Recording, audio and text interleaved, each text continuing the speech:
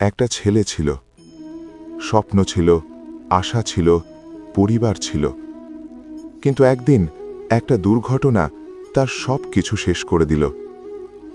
সে আর হাঁটতে পারে না, সে কাজ করতে পারে না, টাকা উপার্জন করতে পারে না।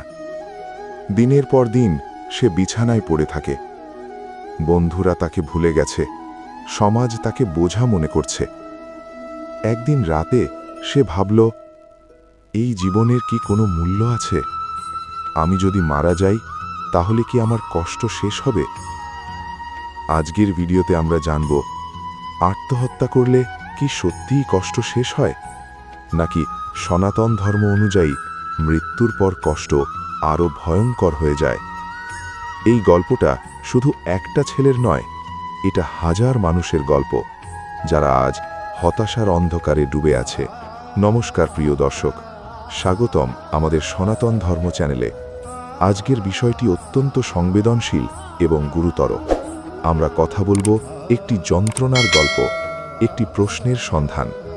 প্রশ্নটা হলো, জীবন যখন শেষ প্রান্তে, যখন চারপাশ অন্ধকার, তখন কি আত্মহত্যাই একমাত্র পথ, নাকি সনাতন ধর্মের দৃষ্টিতে এর চেয়েও ভয়ঙ্কর এক পরিণতি অপেক্ষা করে আছে? এই গল্পটি অর্জুনের। গ্রামের এক সাধারণ মেধাবী ছেলে। পড়াশোনা শেষ করে শহরে চাকরি পেয়েছিল অর্জুন। স্বপ্ন দেখত মা বাবাকে নিয়ে ভালো একটা জীবন দেবে। কিন্তু নিয়তির কি নির্মম পরিহাস!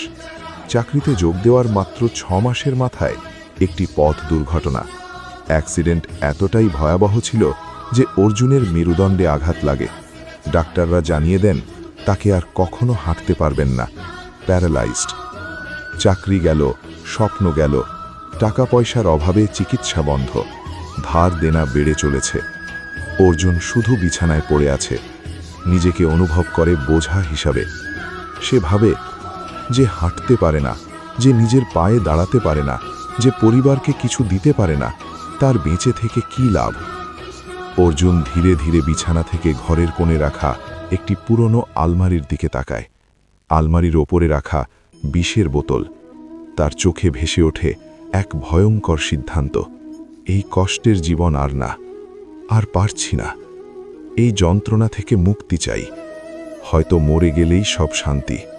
অর্জুন ধীরে ধীরে বিছানা থেকে নামার চেষ্টা করছে, হাত বাড়াচ্ছে আলমারির দিকে। হঠাৎ ঘর আলোকিত হয়ে ওঠে, একটি তেজময় পণ্ডিতের আবির্ভাব। থামো অর্জুন, তুমি কি করতে যাচ্ছ? আপনি কে? কিভাবে এলেন? আমি কে তাতে কিছু যায় আসে না। আমি এসেছি তোমায় বাঁচাতে। তুমি আত্মহত্যার পথ বেছে নিচ্ছ, কিন্তু তুমি কি জানো, তুমি যাকে মুক্তি ভাবছ সেটি আসলে মহা বিপদের শুরু মাত্র। বিপদ, এর থেকে বড় বিপদ আর কি হতে পারে?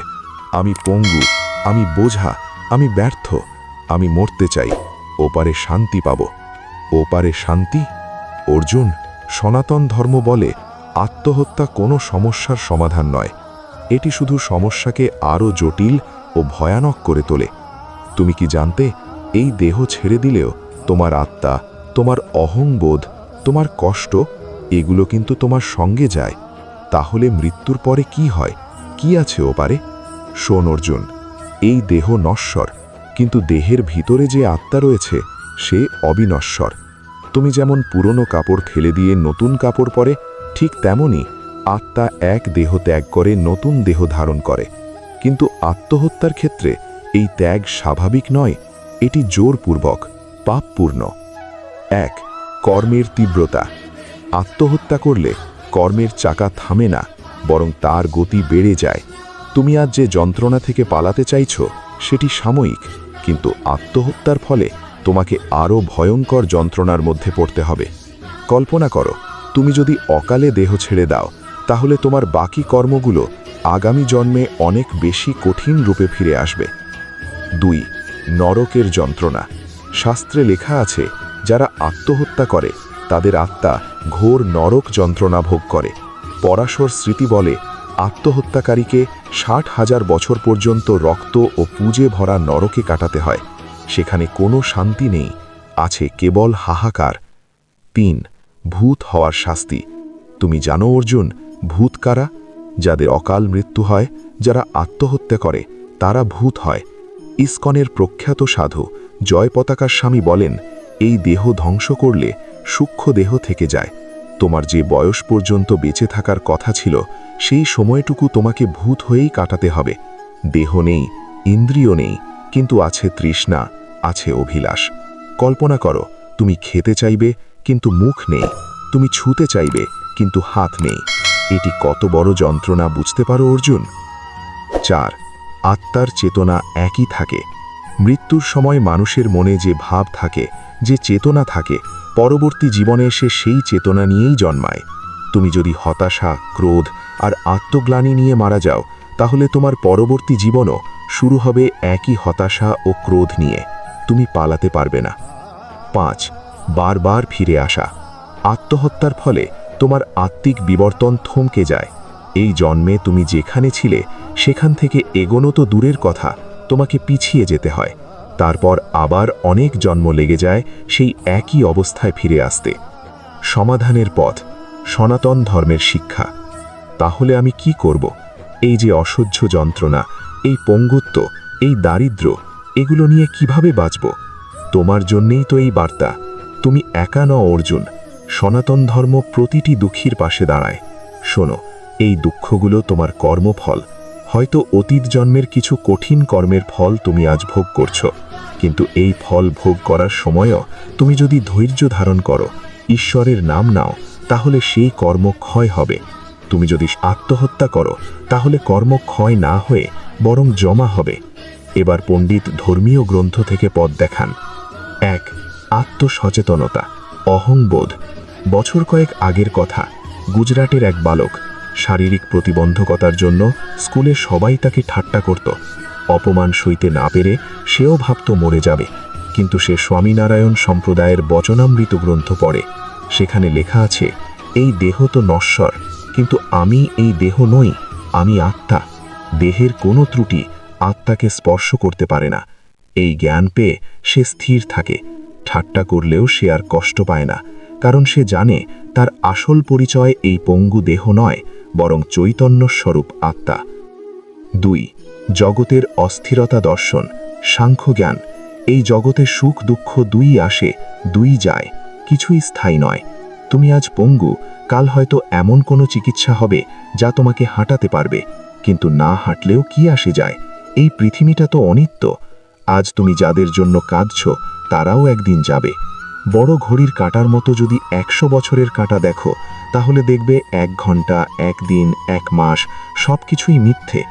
এই বিশাল সময়ের স্রোতে তোমার আজকের এই ছোট্ট দুঃখ কতটুকু? 3. ঈশ্বরের ইচ্ছায় তুষ্ট থাকা। শ্রীমদ্ ভগবদ্ গীতায় ভগবান শ্রীকৃষ্ণ বলেন, আমি এই বিশ্বের চালক, আমার ইচ্ছা ছাড়া একটি পাতাও নড়ে না। তুমি যা ভোগ করছো তা আমারই দেওয়া।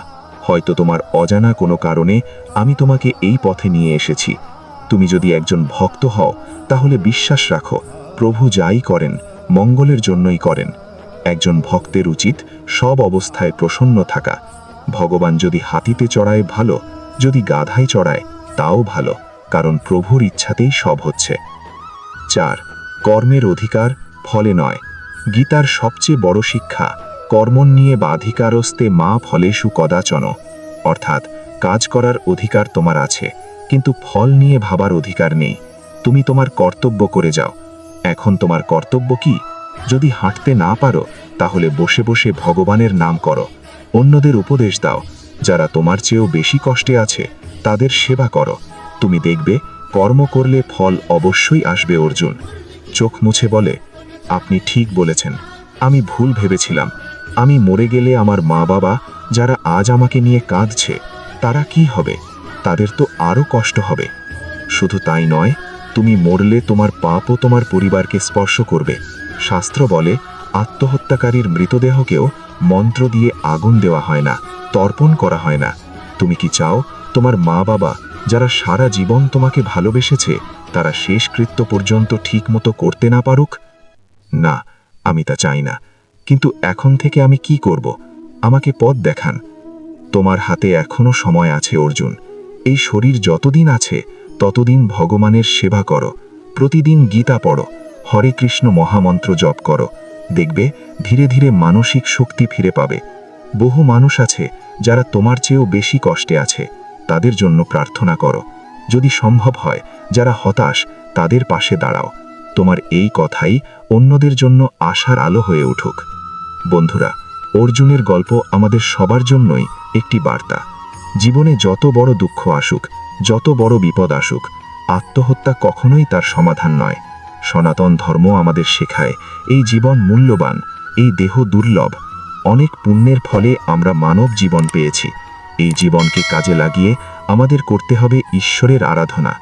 যদি আপনার জীবনেও কখনো অন্ধকার আসে, যদি কখনো মনে হয় সব শেষ, তাহলে একবার থামুন, ভাবুন, এই কষ্টও কেটে যাবে। ভগবানের নাম নিন, আপনার আশেপাশের মানুষদের সাথে কথা বলুন, কাউকে একা ছেড়ে দেবেন না।